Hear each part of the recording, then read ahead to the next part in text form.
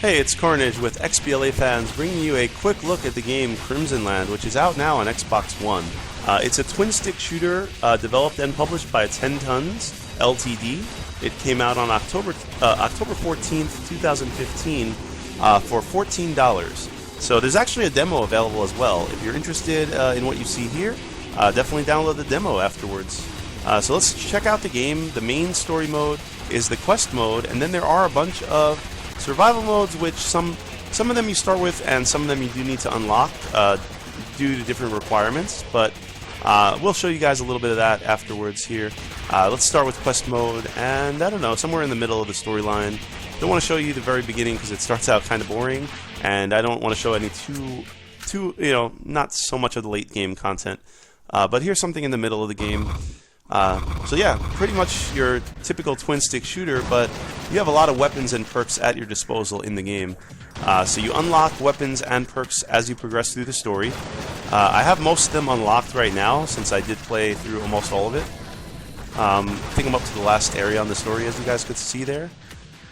This is, let's see, we have a Tommy gun, or what is that, jackhammer? Yeah, and then there's some power-ups here. You can just see temporary pickups.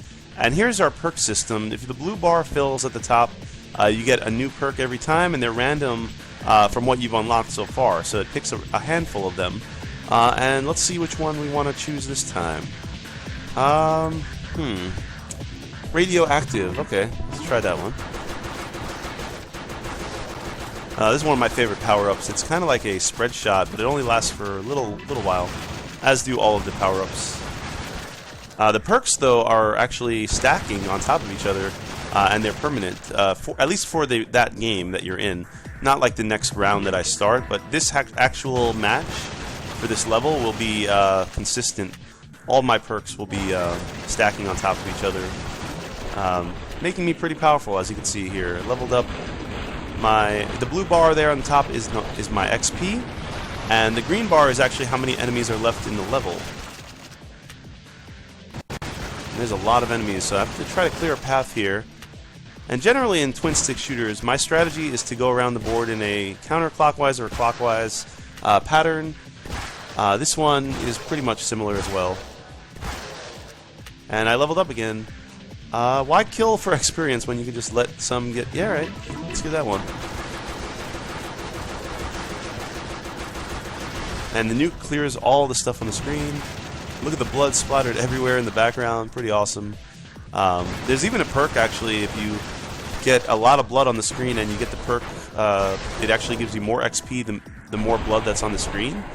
So you kind of want to kill in other areas of the level, which is kind of like a pro tip.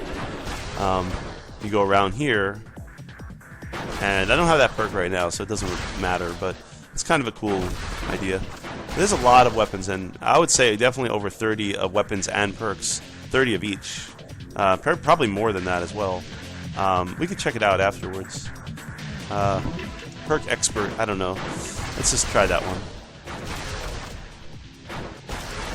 So we're almost done with the level here. We got about 75% of the way, as you can see on the green bar. And just picking up a bunch of these power-ups, you can see what they do. That's the blue one, of course, freezes them. This one is my favorite, fire a bunch of different extra bullets, fast bullets. This one's really good too. But we already cleared the level, I think. Yep. And that's pretty much the basics of arcade or quest mode. You guys get the idea there. There's a bunch of levels though. You guys can see, this is a brand new chapter as well for Xbox. This was not in the other versions of the game that came out before. So there's 10 new levels here, along with a new enemy as well. But we're going to show off another couple modes in the game real quick. Survival mode, pretty standard. See how long you could last with increasing waves of enemies, and harder types of enemies as well. Starts out very slow. Oh, we got the rocket launcher. Another great weapon for crowd control. And these are nests. These nests you need to destroy and focus on first and foremost, because if you just sit there and kill all the enemies, they're going to keep respawning out of those nests, and you're going to have a problem quickly on screen. Later on, there's so many enemies on screen. That's one of the cool aspects of this game is that this game literally can feature over hundreds and hundreds of enemies on screen. No slowdown either, no frame rate issues. So a lot of crazy hardcore action. As you can imagine, I am having a little trouble even on the normal difficulty in the last chapter. I'm not going to lie, it's definitely a little challenging there. And that's only normal. I haven't even seen unlocked the harder difficulties yet. So there's definitely a lot to keep you busy here.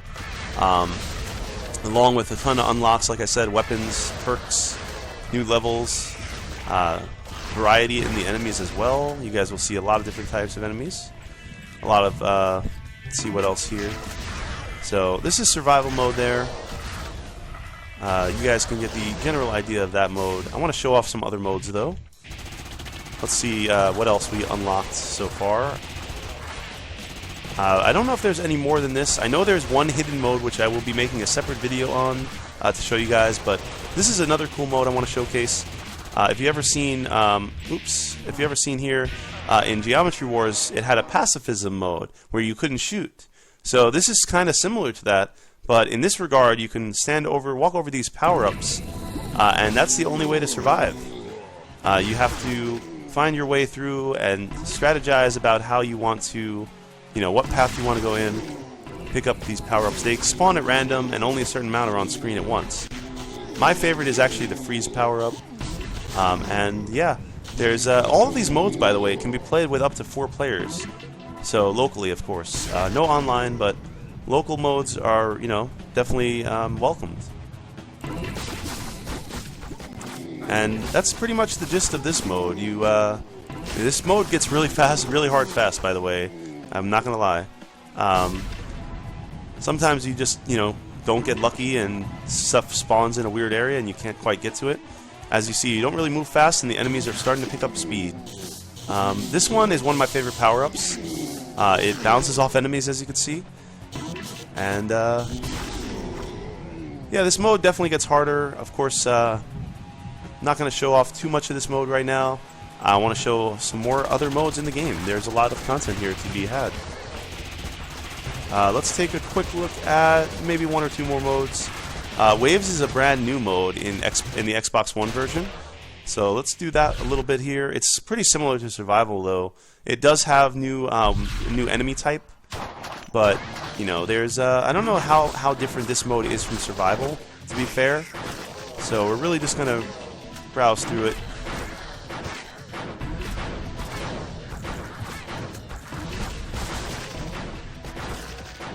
All right, so we basically go through further waves of enemies. I don't really know what's different about this than survival, to be fair. But that's that mode. Yeah, that's that mode. Let's see about what other mode here is pretty interesting. Blitz is more of a fast-paced survival. Weapon Picker, here we go. This one, they give you only 1 weapon at a time on screen, and you have limited ammo. So you really have to, use your ammo wisely before you reach the next weapon. Actually, more weapons do spawn on screen, but not too many at a time, I don't believe, in this mode. So there's my ammo is out, and I need to quickly scavenge another weapon. There we go. And I'm out of ammo again. Luckily, there are power-ups that also spawn, but I kind of missed my opportunity there. Now, this is an interesting mode, though, because you have to figure out how to wisely use your limited ammo until you reach the next weapon. And it's all randomized, depending on what weapons and stuff spawns. This one is very hard to use in this mode because the missile launcher, look at this, I use up all the missiles in one shot. So definitely need to get to another weapon quickly here, or freeze the screen with that power-up. Let's see if I can find another weapon. Oh, they're about to disappear. Great. Oh, this weapon's pretty cool if I can reach it. Okay. This is a Gauss cannon. It could shoot through a whole bunch of stuff in a row, kind of like a sniper. And a Gauss shotgun. Oh, I got a health power up there. And never mind, I died right shortly after that. So as you can see, all the game modes have high score leaderboards, worldwide leaderboards to challenge your friends and global opponents on. And that's pretty much most of the main modes in the game. Rush mode, they're pretty similar to the other ones. These are the standout ones, the Pacifism style, Nukefism mode. You got your weapon picker, which is, like I said, limited ammo. And the brand new Waves mode, so there's a new enemy and as well as some other ones in there. So that's pretty much the basics of this game, Crimsonland. Like I said though, there are a lot of modes, a lot of levels in the single player as well. So if you guys, hope you guys enjoyed this quick look of the game. There's going to be some review of the game coming up as well. So stay tuned to XBLAfans.com, and hope you guys enjoyed this quick look. This is Carnage signing out on the XBLA Fans YouTube channel. See you guys in the next video.